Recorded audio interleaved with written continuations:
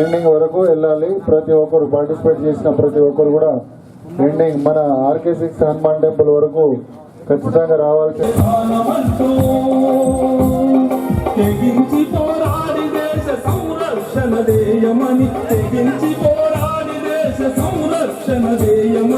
రక్షణకే అంకితం పోలీసుల జీవితం రక్షణకే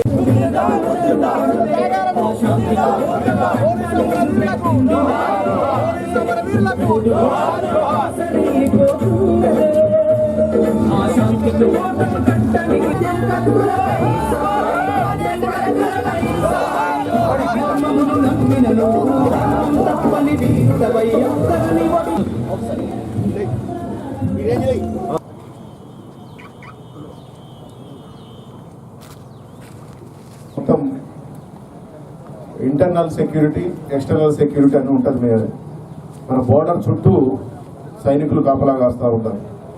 కానీ ఇంటర్నల్గా అంటే లోపల జరిగే దాడులు అందరి మీద అంటే ఎక్స్ట్రీమిస్ట్ కావచ్చు, ఇంటర్నల్ సెక్యూరిటీ టెర్రరిస్టుల గురించి కావచ్చు, దాన్ని పోరాడేది సివిల్ పోలీస్.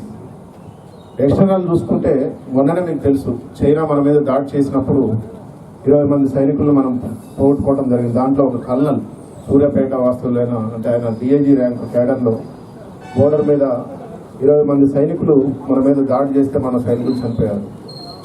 మీకు ఇంకొక ఎగ్జాంపుల్ కూడా చెప్తాను. లాస్ట్ టైము గత సంవత్సరం పాకిస్తాన్ మన మీద దాడి చేసినప్పుడు అభినందన్ కల్నల్ అంటే పైలట్ అతను ఆ ఫ్లైట్ తీసుకెళ్లిన క్రమంలో వారు దాని మీద F-16 తోటి దాడి చేస్తే F-16 మీద దాడి చేస్తే అనుకోకుండా వాళ్ళ బార్డర్లోకి వెళ్ళిపోవడం జరిగింది.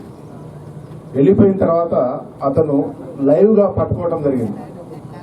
పట్టుకున్న తర్వాత కూడా అతను మీరు అన్ని వీడియోలు వైరల్ చూస్తుంటారు. అతను పట్టుకున్నా కానీ ఎటువంటి ఆయన యొక్క దృఢ సంకల్పాన్ని పోగొట్టుకోకుండా వాళ్ళ చేతిలో దెబ్బలు తిని మన యొక్క దేశ యొక్క భద్రతలకు చిన్న కూడా అంటే ఎక్కడ ఏ విషయం చెప్పకుండా ధైర్యంగా ఎదుర్కొని మళ్ళీ మన దేశానికి తిరిగి రావడం జరిగింది. వారు చేసే ధైర్యం ముందు, వారు చేసే ఉద్యోగం ముందు మనం ఏ స్థాయిలో ఉన్నామో, అసలు మనది ఒక ఉద్యోగమా, మనం అసలు ఏం చేస్తున్నాం అనేది మనం ఆలోచించుకోవాల్సిన విషయం ఉంటుంది. ఒక చిన్న సమస్య వస్తేనే మనం తట్టుకోలేని పరిస్థితి. అటువంటిది వేరే కంట్రీలోకి వెళ్ళి పట్టుబడి దేశ భద్రతలో ఒక చిన్న ఎన్ని చిత్రహింసలు గురి చేసినా నవ్వుతూ ఫేస్ చేసి మళ్ళీ ధైర్యంగా వెనక్కి మన కంట్రీ యొక్క మా సంప్రదింపుల ద్వారా మళ్ళీ వెనక్కి వచ్చిన తర్వాత అటువంటి వీరులు అటువంటి వాళ్ళు మన ఆర్మీలో ఉండటం మన గొప్పతనం. అలాగే ఇంటర్నల్ సెక్యూరిటీ కాపాడే క్రమంలో మన పోలీసు అందరూ వక్తలు ఇప్పుడు ఉన్న పెద్దలందరూ చెప్పడం జరిగింది. గత 40 సంవత్సరాల స్వతంత్రం వచ్చిన కాడి నుంచి ఎంతో మంది పోలీస్ అమరులు అయిపోయారు. అంటే ఎవరి గురించి? వాళ్ళు ఏదో ఉద్యోగ ధర్మంగా ఏదో మామూలుగా చేయలేదు. ప్రజల యొక్క మానదాన ప్రాణాలను కాపాడే క్రమంలో అనుక్షణం మీకు రక్షణ ఇచ్చే క్రమంలో వాళ్ళు వాళ్ళ యొక్క కుటుంబ సభ్యుల్ని ఉండి కూడా వాళ్ళు ప్రాణాలు అర్పించడం జరిగింది. దాంట్లో ఎక్కడో అవసరం లేదు. మన శ్రీరాంపూర్ పోలీస్ స్టేషన్ పెద్ద బెస్ట్ ఎగ్జాంపుల్. గత 20 సంవత్సరాల క్రితం ఇక్కడే ఎక్స్ట్రీమిస్ట్ ఆపరేషన్లో చక్రపాణి CI గారు ఇక్కడే వాళ్ళ యొక్క చేతిలో ప్రాణాలు పోవటం జరిగింది. అలాగే మన హెడ్ కానిస్టేబుల్ విజిత్రావు గారు చెప్పినట్టు ఆల్రెడీ కరోనా టైంలో శ్రీనివాస్ హెడ్ కానిస్టేబుల్ అందరూ మొన్నట్లాగా అందరితో పాటు ఫ్యామిలీతో ఉన్నాడు. అందరూ రోడ్ల మీద ఉద్యోగం చేసి కరోనా రావటం వల్ల ఆయన ప్రాణాలు తెగించి చివరికి ప్రాణాలతో పోరాడి చనిపోవడం జరిగింది. అంటే ఇవన్నీ అట్లా దేశం మొత్తం మీద ప్రతి ఒక్కళ్ళు మీ యొక్క రక్షణలో రోజు పోరాడి కొంత ఎక్స్ట్రీమిస్ట్ చేతిలో, కొంతమంది అసాంఘిక శక్తి చేతిలో చనిపోవడం జరుగుతుంది.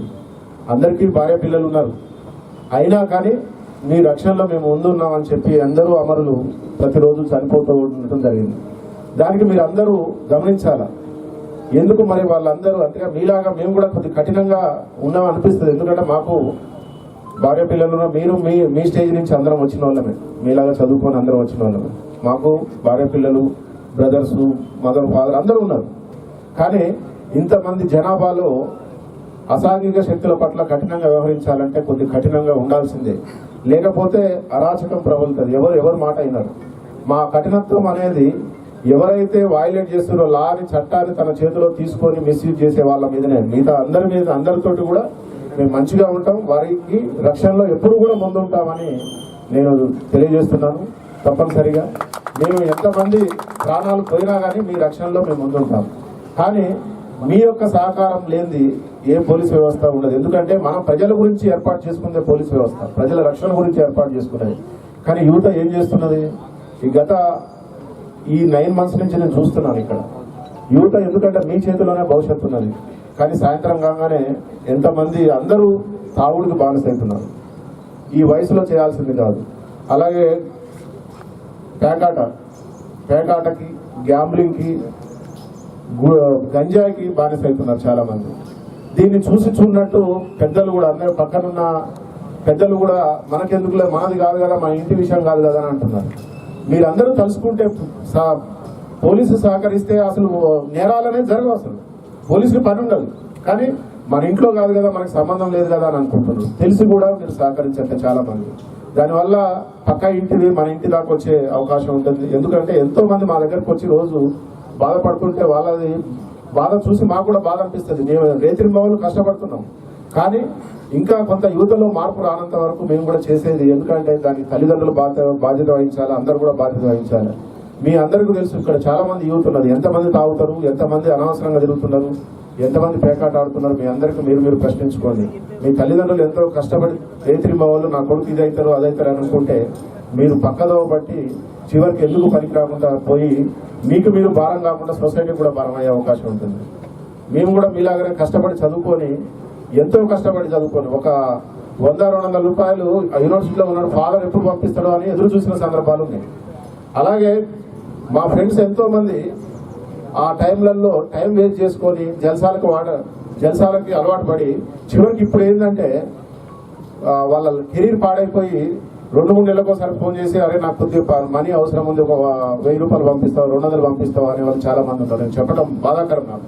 ఎందుకంటే వాళ్ళు కష్టపడే టైంలలో ఎంజాయ్ చేసి తన కెరీర్ని పాడు చేసుకొని చివరికి తల్లిదండ్రులకి సొసైటీకి నష్టమై రోడ్ల మీద ఎటుగా కెరీర్ పాడు చేసుకొని తిరుగుతున్నారు. ఇదంతా ఎందుకు చెప్తున్నానంటే మా అనుభవంలో చెప్తున్నాం. మీరందరూ మంచి కష్టపడి ఒక కెరియర్ సెటిల్ చేసుకుంటే ఈ రోజు మా అమరులు ఎవరైతే త్యాగాలు చేశారో వారందరికీ ఒక సార్థకత ఉంటుంది. అరే మీరందరూ కూడా, ఎందుకంటే మీరంతా చేసేది సొసైటీ బాగుండాలని. మీరందరూ మంచిగా ఉంటే ఇక్కడ లా అండ్ ఆర్డర్ బాగుంటుంది, అందరూ కూడా మంచిగా ఆర్థికంగా బాగా మంచిగా ఉండగలుగుతారు. అలాగే మహిళల పట్ల చాలా కేసులు మా దగ్గరకు వస్తున్నాయి. ఇప్పుడు కూడా చాలా పెద్ద కేసు మా చేతిలో ఉన్నది. అంటే ఎవరింట్లో వాళ్ళు, అందరింట్లో మహిళలు ఉన్నారు. పక్క ఇంట్లో మహిళలు చూస్తే మాత్రం మనకి అది ఏమవుతుందో ఏందో కానీ మనకెందుకులే అన్నట్టు వాళ్ళ మీద అసభ్యంగా ప్రవర్తించే కేసులు కూడా పెరుగుతున్నాయి. దయచేసి వాటి పట్ల చాలా కఠినంగా ఉంటాం. దాని మీద ఈవెన్ చాలా సీరియస్ సెక్షన్స్ ఉన్నాయి, పీడీ యాక్ట్లు దాకా పోయే అవకాశం ఉంటుంది. దయచేసి, ఎందుకంటే దాంట్లో పోయి మీ యొక్క కెరీర్ని పాడు చేసుకోవద్దు. మీరందరూ కూడా పోలీసు సహకరించండి. మీకు మీ యొక్క రక్షణకి ఇచ్చే క్రమంలో మీరంతా ముందుంటాం. మేము ప్రాణాలు అర్పించడానికి సిద్ధంగా ఉంటామని తెలియజేస్తూ, మా యొక్క అమరుల యొక్క ప్రాణాల త్యాగాలకి మీరందరూ సార్థకత చేకూర్చాలని కోరుతూ, ఇంత మంచి ప్రోగ్రాము ఆర్గనైజ్ చేసిన శ్రీరాంపూర్ సిఐ గారికి, ఎస్ఐ గారికి, ఇక్కడికి చేసిన నడిపల్లి ట్రస్ట్ చైర్మన్ అజిత్ రావు గారికి, ప్లస్ చైర్మన్ గారికి, అందరికి కూడా మీ పార్టిసిపెంట్స్ ప్లస్ అందరికి కూడా పేరు పేరు ధన్యవాదాలు తెలియజేస్తూ ముగిస్తున్నాను. Thank you very much. ఎందుకంటే మా యొక్క జస్ట్ మేము నిన్న మార్నింగే అనుకున్నాము, వాట్సాప్లలోనే సెండ్ చేసినాము, పర్సనల్గా కూడా చాలా మందికి ఫోన్ చేయలేకపోయినాము. అయినప్పటికీ కూడా ఇంత పెద్ద ఎత్తున మీ యొక్క పోలీస్ సేవలను గుర్తించి మేము కూడా మీ యొక్క కార్యక్రమంలో పాల్గొంటామని చెప్పేసి, శ్రీరాంపూర్ యువత ఎప్పుడూ పోలీస్కి సహకారంగా ఉంటుందని గుర్తింపుగా ఇంతమంది పాల్గొనడం మాకు చాలా సంతోషంగా ఉంది. అయితే ఈ యొక్క పోలీస్ సంస్మరణ దినోత్సవం అనేది ప్రతి సంవత్సరం అక్టోబర్ 21వ తేదీన జరుపుకుంటాం. దీనికి కారణం ఏంటంటే 1959లో ఇండియాకి చైనాకి వార్ వచ్చినప్పుడు జనరల్ గా వార్ లో ఆర్మీ వాళ్ళు పాల్గొంటారు. దేశ రక్షణ, బార్డర్ రక్షణ మొత్తము ఆర్మీ వాళ్ళు చూసుకుంటే, ఇంటర్నల్ సెక్యూరిటీ అంతర్గత రక్షణ పోలీస్ వ్యవస్థ చూసుకుంటారు. కానీ ఆ యుద్ధ సమయంలో పోలీసు వారు కూడా పాల్గొని కొంతమంది పోలీసు వారు చనిపోవడం జరిగింది. దానికి వారి సేవలకు గుర్తుగా ఈ యొక్క దినోత్సవాన్ని, వారి యొక్క అమరవీరుల గుర్తించుకోవడం కోసం ఈ యొక్క దినోత్సవాన్ని జరుపుకుంటా ఉన్నాం. అలాగే ప్రతి సంవత్సరం కూడా ప్రజల యొక్క ధన మాన ప్రాణ రక్షణల కోసం పోలీసు వారు 24 గంటలు 365 రోజులు డ్యూటీలో ఉంటూ సమాజం అయితే ఏ సమాజం అయితే వారి రక్షణ కోసం ఈ యొక్క వ్యవస్థను ఏర్పాటు చేసుకుందో వారి కోసం నిరంతరం ఉద్యోగం నిర్వహిస్తూ ఆ ఉద్యోగంలో భాగంగా చాలా మంది చనిపోవడం జరుగుతున్నది. మనం చూస్తూ ఉన్నాం డైలీ. ఇప్పుడు ఎన్కౌంటర్లలో చనిపోతా ఉన్నారు, మిగిలిన సంఘ వ్యతిరేక శక్తుల దాడుల్లో చనిపోతా ఉన్నారు. వారిని గుర్తించుకోవడం కోసం అలాగే యువతకి కూడా కొంత మెసేజ్ ఇవ్వడం కోసం ఈ యొక్క కార్యక్రమాన్ని నిర్వహించడం జరుగుతున్నది. కాబట్టి అలాగే మొన్న అందరూ గుర్తు చేశారు, కోవిడ్ టైంలో కూడా పోలీసు వారు చాలా సేవలు చేశారని చెప్పేసి. మా యొక్క సేవలు ఎంత ఉంటాయో మీ యొక్క కోఆపరేషన్ కూడా, సమాజం యొక్క సహకారం అంతా బాగుంటే మనం ఈజీగా ఈ యొక్క శాంతి భద్రతలు అనేది నెలకొల్పవచ్చు. ఎక్కడైతే శాంతి భద్రతలు పర్ఫెక్ట్ గా ఉంటాయో అక్కడ అభివృద్ధి అనేది ఉంటుంది. మనందరం అభివృద్ధి కోరుకుంటా ఉంటాం. మన శ్రీరాంపూర్ డెవలప్ అవ్వాలా, మన మంచిర్యాల డెవలప్ అవ్వాలి, మన రాష్ట్రం డెవలప్ అవ్వాలని చెప్పేసి నమస్కారాలు తెలియజేస్తా ఉన్నాను. ఈ యొక్క సంస్కరణ సభకు ఇంతమంది వచ్చి టూకీరంలో పార్టిసిపేషన్ చేసి వాళ్ళు పోలీస్ వారు చేసిన సేవలన్నీ కూడా పెద్దలు వారు కొనియాడారు. ఒకటి గమనించాలి యువకులారా, ఏదైతే ఆనాడు పోలీసులు అమరులైన ప్రతి తల్లి తండ్రులకు వారి కుటుంబానికి పేరు పేరున మున్సిపల్ చైర్మన్ గా నేను ప్రగాఢ సానుభూతి తెలియపరుస్తా ఉన్నాను. ఆ ఒక వీరులను కన్నా తల్లిదండ్రులు వాళ్ళు ఈ రోజు చూస్తూ ఉంటే, ఈ యొక్క సంస్కరణను దినోత్సవం జరుపుకుంటా ఉంటే వాళ్ళ కుటుంబంలో ఆ ఆనందం వేరు. ఎందుకంటే వారు చేసిన సేవలు మన దేశానికి, మన పట్టణానికి, మన ఊరు వాడకు అన్ని ఆదర్శంగా తీసుకోవాలి ఈ యువకులందరూ కూడా.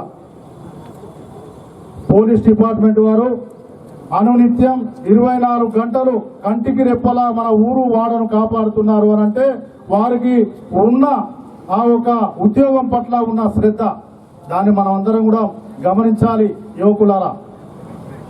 ఈ యొక్క విషయంలో నేను చెప్పేది ఏంటంటే, అందరు యువకులు వేరే వేరే ధూమపానాలు మద్యపానానికి బానిస కాకుండా ఉండాలి. అమరవీరుల పోలీసు వారి సంస్కరణ దినాన్ని ఇంత పెద్దగా జరుపుకున్నందుకు వారికి పేరు పేరున నమస్కారాలు తెలియజేస్తూ ఈ అవకాశం ఇచ్చిన నాకు పెద్దలకు కృతజ్ఞతలు చెప్తూ ముగిస్తా ఉన్నాను. ఈరోజు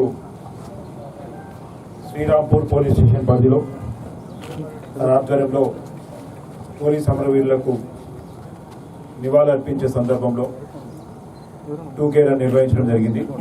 ఈ యొక్క కార్యక్రమానికి ముఖ్య అతిథిగా వచ్చిన ఏసీపీ నరేంద్ర సార్ గారికి, అదేవిధంగా సిఐ కోటేశ్వర్ గారికి, ఎస్ఐ మంగిలాల్ గారికి, చైర్మన్ ప్రభాకర్ గారికి, పెద్దలు సురేందర్ రెడ్డి గారికి, అదేవిధంగా కౌన్సిలర్ కుమార్ గారికి, దేవేందర్ గారికి, తమ్ముడు వెంకటేష్ గారికి, ఇక్కడికి వచ్చిన యువకులందరికీ కూడా పేరు పైన నా యొక్క నమస్కారాలు.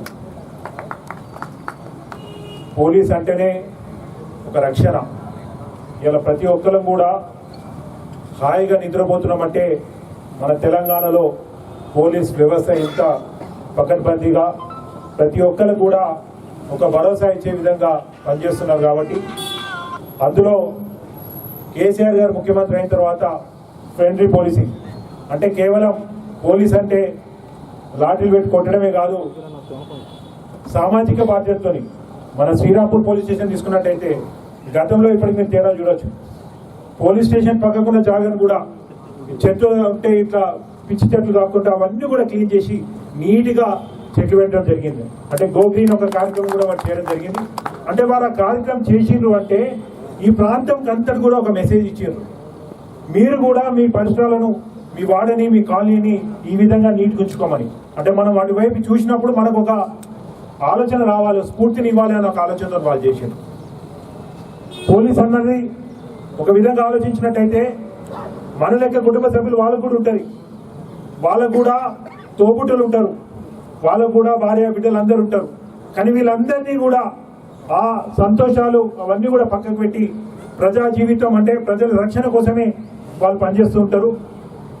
ఎప్పుడే చెప్తే మనకు కూడా నిజమా కాదా అనే అనుమానం వస్తుంది.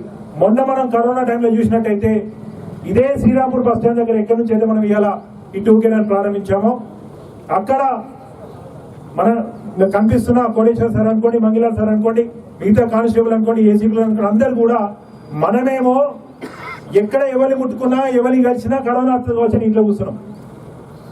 కానీ ఎవరు ఎటు పోకుండా రాష్ట్ర ప్రభుత్వం, కేంద్ర ప్రభుత్వం ఇచ్చిన ఆదేశాలను ఖచ్చితంగా పాటించి మన ప్రాణాలు కాపాడడానికి వాళ్ళ ప్రాణం పణంగా పెట్టి రోడ్డు మీద నిలబడ్డారు. అది పోలీసు. ఇవాళ మనం చూసినాం, ఉన్నదో కాదు. పోలీసు వాళ్ళకి మనం సహకరించాలంటే ఇక్కడ చాలా మంది యువకులు ఉన్నారు. ఏం చేయాలి? ఇలా పిలిపించినప్పుడు 2K ఖచ్చితంగా పాల్గొవాలి. అందరికీ ధన్యవాదాలు.